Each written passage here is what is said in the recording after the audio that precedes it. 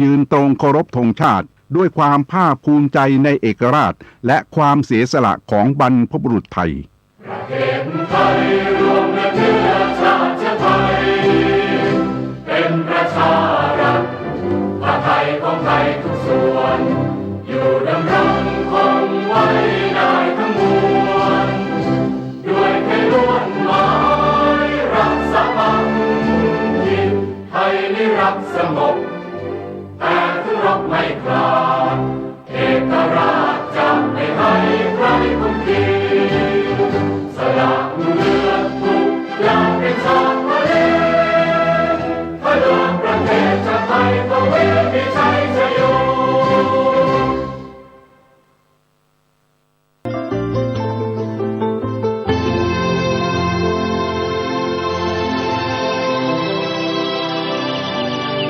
วันนี้เป็นวันพระขอเรียนเชิญพุทธศาสนิกชนทุกท่านมากลั่นจิตให้ใสกลั่นใจให้เป็นบุญด้วยการให้ทานรักษาศีลและเจริญจิตภาวนาน้อมจิตให้เข้าถึงพระรัตนตรัย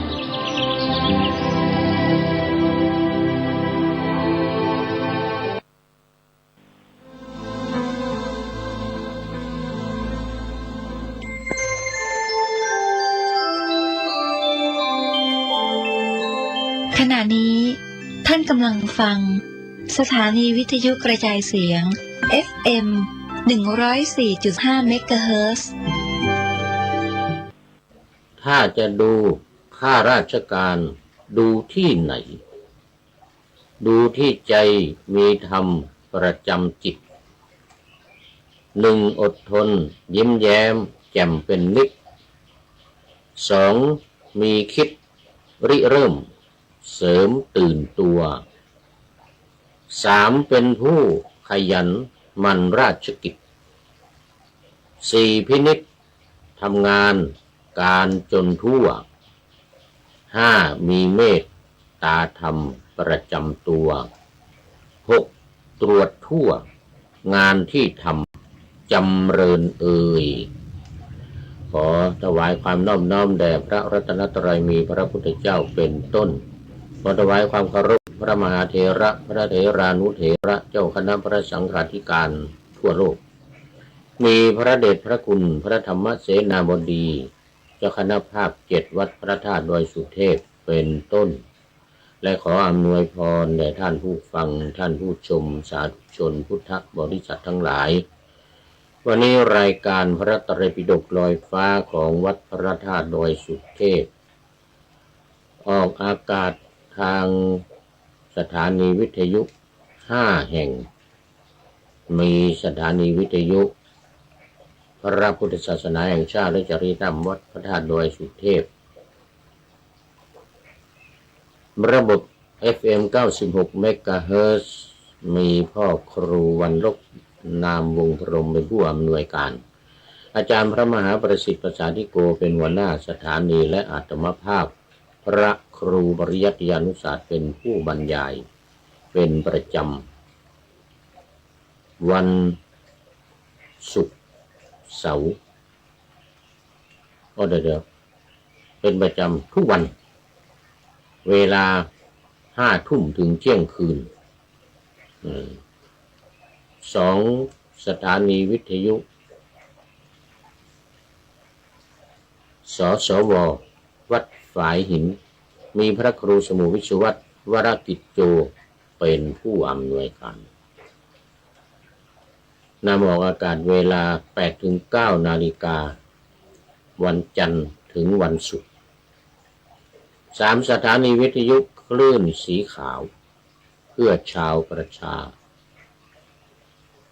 วัดปากทางเจริญอำเภอดอยหล่อจังหวัดเชียงใหม่มีพระครูอภิวัฒนวิกรมเป็นเจ้าอาวาสเป็นผู้อำนวยการสถานีนำออกอากาศเวลาเดียวกันกับวัดฝายหินคือ 8-9 นาฬิกาถึงวันศุกร์4สถานีวิทยุชุมชนคณะสงฆ์อำเภอฝางจังหวัดเชียงใหม่วัดพระพุทธบาทดมหรือ น้ำบ่อสาวาวัดน้ำบ่อสาวาเป็นผู้อำนวยการหลวงพ่อเจ้าอาวาสวัดพระพุทธบาทอุดมและเจ้าคณะอำเภอฝางจังหวัดเชียงใหม่เป็นผู้อำนวยการนำออกอากาศเวลาเดียวกันกับวัดฝายหินและสุดท้ายสถานีวิทยุมจร.วิทยาลัยสงฆ์นครลำปางมีอาจารย์จีรศักดิ์ปันรำเป็นผู้อำนวยการนำออกอากาศเวลาเดียวกันอีกเหมือนกันเหมือนวัดฝายหินวันจันทร์ถึงวันศุกร์เวลา 8-9 นาฬิกาต้องขอโมทนาขอบคุณกับทุกสถานีไว้ณที่นี้เป็นอย่างยิ่งวันนี้ก็บันทึกเสียงล่วงหน้ามา4 วัน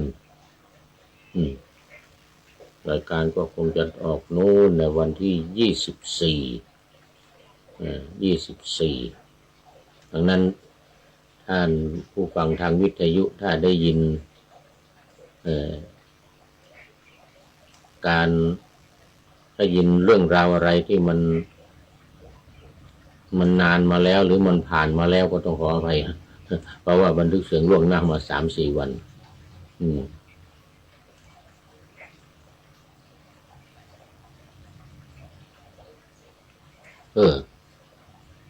นะอันดับแรกก็ขอประชาสัมพันธ์เกี่ยวกับงานวันวิสาขบูชาและการเตวขึ้นดอยเพื่อไหว้สาปารมีพระบรมธาตุดอยสุเทพของคณะศรัทธาประชาชนทั่วโลกเลยทีเดียวไม่เฉพาะในประเทศไทยก็มาหลายจังหวัดเกือบจะทุกจังหวัดแต่ทั่วโลกนี้ก็เพราะว่ามีชาวต่างประเทศมีฝรั่งมังค่าทางทวีปต่างๆลังไหลกันมาไม่ว่าจะเป็นทวีปในเอเชียของเรานี้เองทวีปยุโรปทวีปอเมริกาทวีปแอฟริกาและทวีปออสเตรเลียมากันทุกทวีปหลายๆประเทศนะวันนั้นถือว่ายิ่งใหญ่จริงๆนี่ยิ่งใหญ่จริงๆพี่น้องชาวต่างประเทศนี่โอ้โหบางคนเดินแก้ผ้าเลยแต่ไม่ได้แก้ทั้งหมด แก้แต่เสื้อ นุ่งกางเกงอยู่ เพราะว่ามันบ้านเขามันหนาวมาที่นี่มันร้อนเขาก็เลยไม่ค่อยนุ่งผ้ากันส่วนใหญ่นุ่งไปแถวทะเลไปแก้ผ้าอาบแดดกันอยู่ ที่เกาะต่างๆตามชายทะเลนะมาบ้านเรามันเป็นภูเขามันเป็นป่าเป็นดงนี่ถึงจะร้อนก็ยังไม่สู้แถวชายทะเลไม่ได้ชายทะเลนี่ไม่นุ่งผ้านุ่งผ่อนกันเลยผู้หญิงนี่มีแต่กางเกงในมีแต่กางเกงในผู้ชายนี่ก็ล่อนจ้อนเลยกายล่อนจ้อนแต่มาขึ้นดอยสุเทพนี่มันยังร้อนกว่ามันยังร้อนไม่เท่าทางชายทะเลเผลอๆฝนตกด้วยอย่างปีนี้มีที่กมาดเดือนเกิน1 เดือน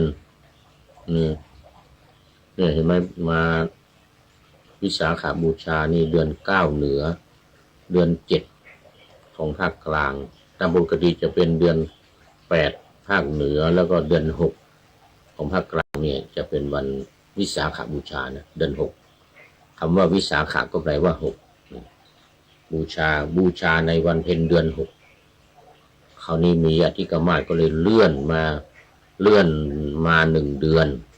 จากเดือน6ก็เป็นเดือน7ทางภาคเหนือจากเดือน8ก็เป็นเดือน9ของเรานับก่อนภาคกลางก่อนทุกภาค2 เดือน ตอนนี้ขอต้อนรับจิตสัมพันธ์มหา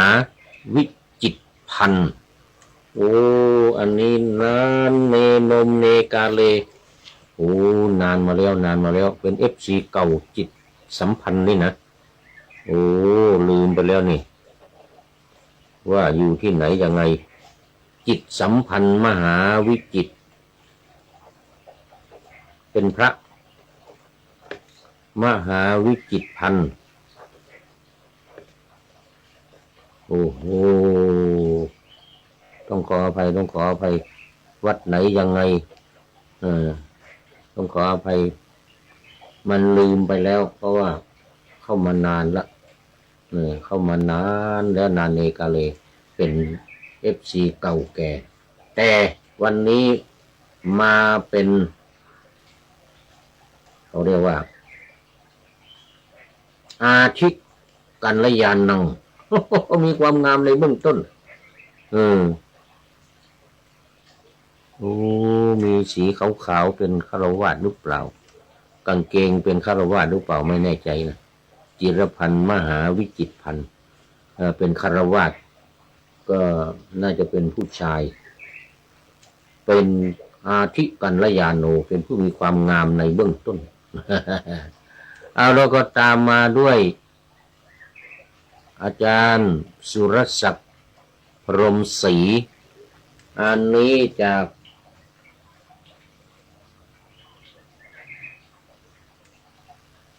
จันทบุรีโอ้สาธุขอบคุณมากครับท่านอาจารย์สุรศักดิ์พรหมศรีจากจันทบุรีตอนนี้น่าจะอยู่ที่นครพนมแล้วมั้งเนี่ยเห็นว่าเดินทางไปนครพนม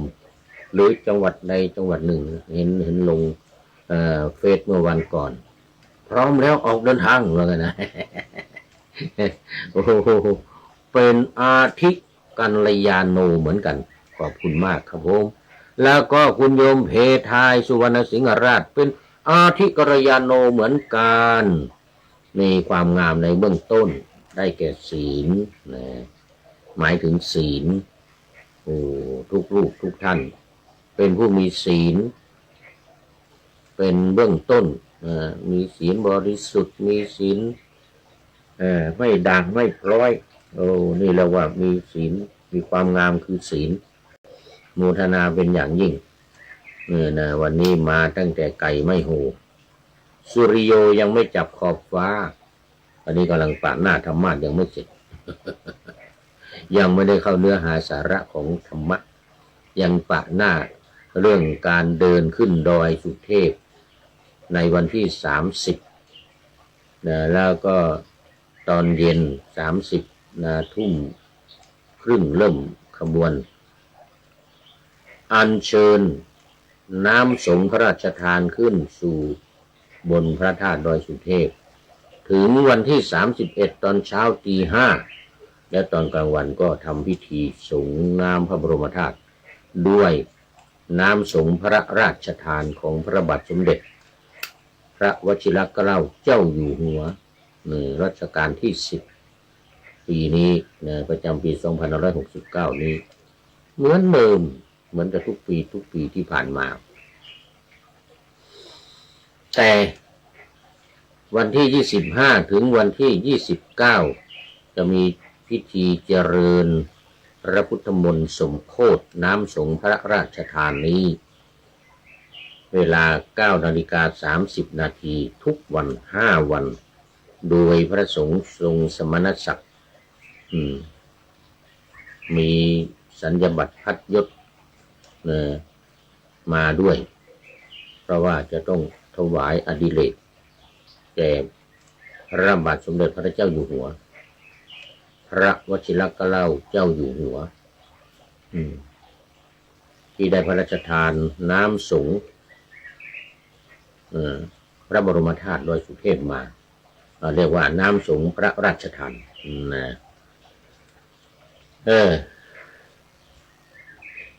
สองวันกตัญญู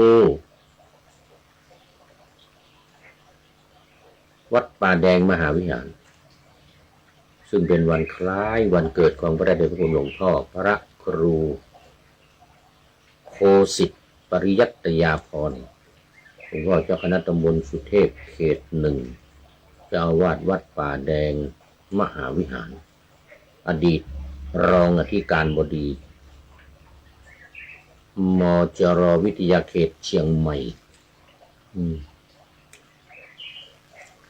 สมัยแรกนี่ผู้พูดเนี่ยเป็นผู้ช่วยอธิการบดีมจร.วิทยาเขตเชียงใหม่นี่นะในสมัยที่สองมันใกล้จะเกษียณผู้พูดนี่ก็เลยไม่เอาขออนุญาตลาออกเขาจะแต่งตั้งเป็นผู้ช่วยอธิการบดีฝ่ายบริหารเหมือนเดิมอีก4 ปีแต่เนื่องจากว่ามันใกล้จะเกษียณเหลืออีกปีเดียวเหลืออีกปีเดียวจะเกษียณก็เลยไม่เอาถ้ารับตำแหน่งผู้ช่วยอธิการบดีก็ต้องอยู่ไปอีก3 ปีต้องอยู่ไว้อีก3 ปีเหมือนท่านพระครูโคสิทธิ์ปริยัตยาภรณ์นี่นะเกษียณแล้วอยู่ต่ออีก3 ปีผู้พูดนี่ไม่เอาขอลาก่อนขอลาไม่รับตำแหน่งในวาระที่2นี่นะอีก4 ปีนะวาระเขามี4 ปีวาระที่2ไม่เอาเพราะว่าต้องการจะเกษียณแล้วตอนนั้นปี2560พอดีนะปี2560ต้องการจะเกษียณก็เลยไม่รับตำแหน่งตำแหน่งสุดท้ายก่อนเกษียณก็รู้สึกจะเป็นแค่ผู้ปฏิบัติหน้าที่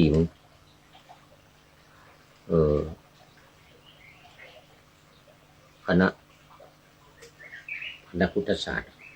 รองอธิการรองคณะบดีเป็นแต่มันไม่ได้เป็นรองคณะบดีนะ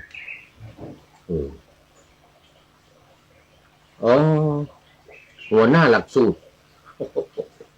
ตำแหน่งสุดท้ายเป็นหัวหน้าหลักสูตรเพราะว่ารองคณะบดีเขามีอยู่แล้วคณะพุทธศาสตร์คณะครุศาสตร์สังคมศาสตร์อะไรมนุษยศาสตร์ทั้งหลายเนี่ยมีรองอธิการบดีอยู่แล้วของเราขึ้นไปเป็นผู้ช่วยอธิการบดี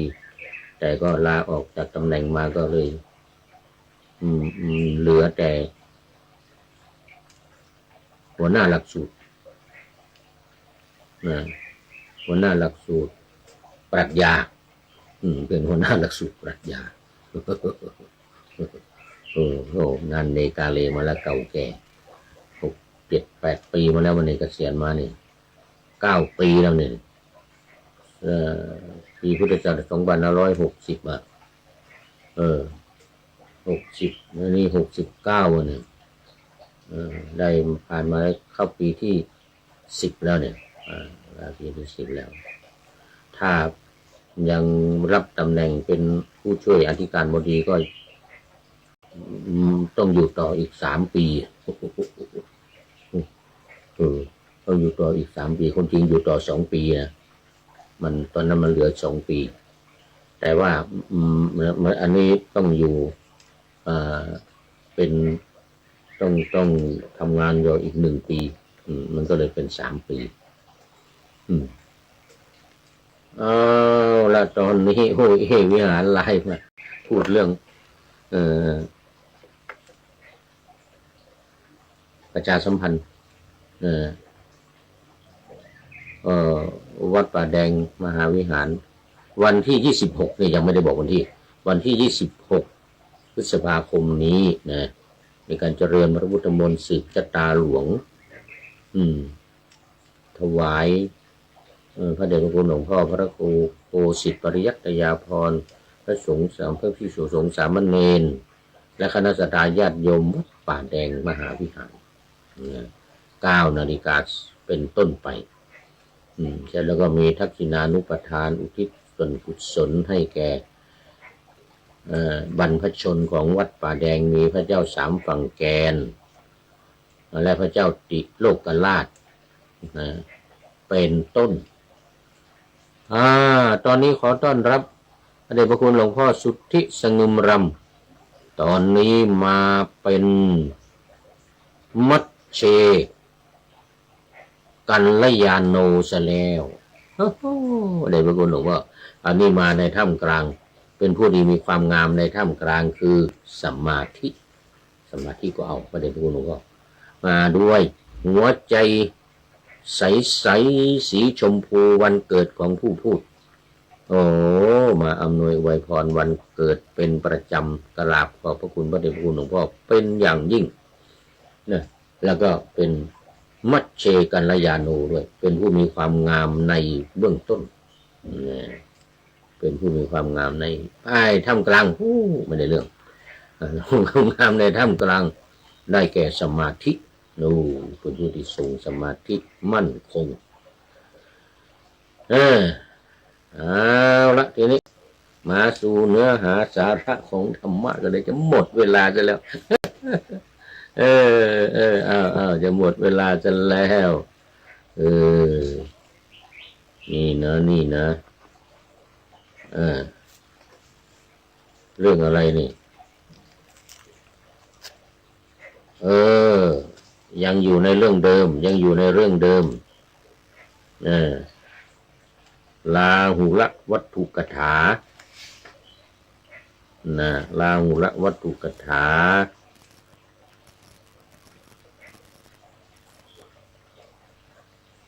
บวชพระราหุลแล้ว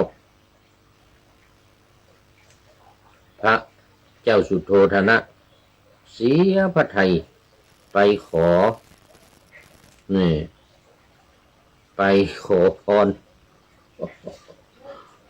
พรจากพระเจ้าจากพระพุทธเจ้า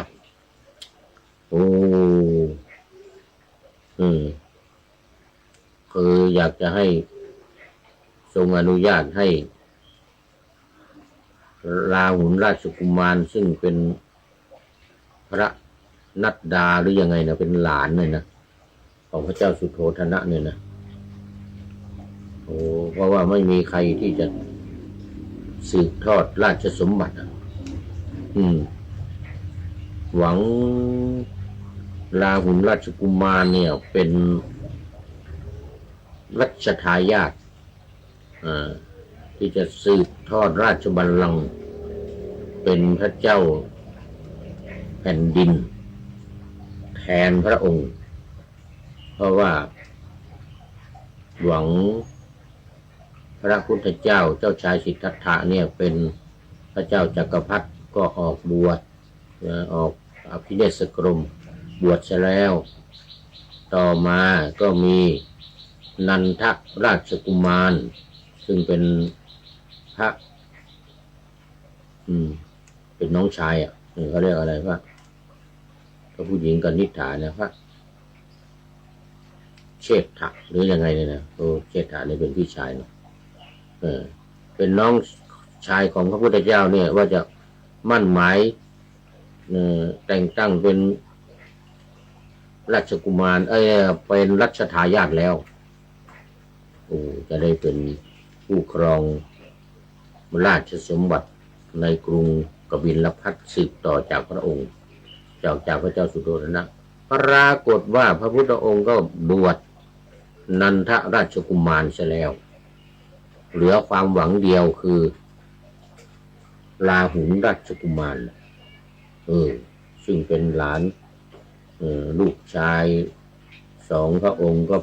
บวชหมดแล้วก็มีความหวังว่าพระราหุลราชกุมารเนี่ยจะได้สืบทอดราชบัลลังก์ ปรากฏว่าพระพุทธองค์บวชอีกแล้ว เอาราหุลราชกุมารบวชทีนี้เอายุ่งเลยไม่มีแล้วเนี่ยไม่มีใครเป็นราชทายาทได้ไปกราบทูลพระพุทธองค์ขอพรขอพรให้ราหุลราชกุมารศึกเถอะมาครองราชสมบัติว่างั้นนะสองพระองค์ในองค์ที่สามแล้วเนี่ยโอ้ขอต้อนรับดอกฮักซิตี้นี่ยังเป็นมัชเชกัลยาณัง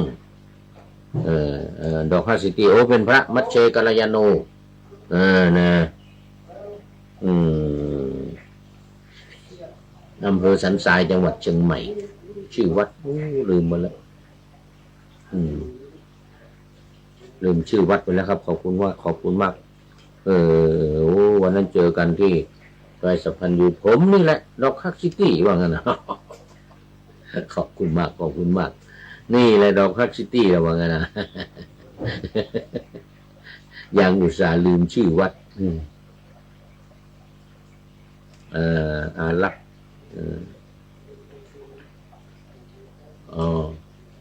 ต้นฮักวัดต้นฮักต้นฮักต้นไม่รักไม่ฮักนะดอกฮักซิตี้มาแล้วโอ้ขอบคุณมากครับผมเป็นมัชเชกัลยาโนเด้อผู้มีความงามในท่ามกลางได้แก่สมาธิเหมือนกับพระเดชพระคุณหลวงพ่อสุทธิสงุมรำเนี่ยโอ้โมทนาเป็นอย่างยิ่งเอานี่นะราหุลราชกุมารนี่มาขอพรพระพุทธเจ้าตรัสว่าเดี๋ยวนี้มันไม่มีแล้วว่างั้นนะเรื่องขอพรไม่มีแล้วตอนนี้ออกผนวดเป็นพระแล้วไม่มีการให้พรใครแล้วว่างั้นนะโอ้โหว่าอย่างนั้นเลยให้ศึกไม่ได้แล้วว่างั้นนะในเมื่อเขากล่าวว่าข้าพเจ้าขอพรดังนี้โดยไม่ระบุอย่างคำว่าจงขอพรเป็นคำไม่สมควรแก่บรรพชิตผู้เลี้ยงชีวิตด้วยอุญชาจริยาว่างั้นนะทั้งพระพุทธไม่ทรงประพฤติเพราะเหตุนั้นพระผู้มีพระภาคจึงได้ตรัสไว้ในบาลีนั้นว่ามหาบพิตรผู้โคตมะพระตถาคตทั้งหลายทรงเลิกพรเสียแล้วแลตัดสิทธิ์ขอพรไม่ได้แล้วจะเอาศึกไม่ได้แล้วราหุลราชกุมารเนี่ยนะเป็นสามเณรแล้วราหุลเป็น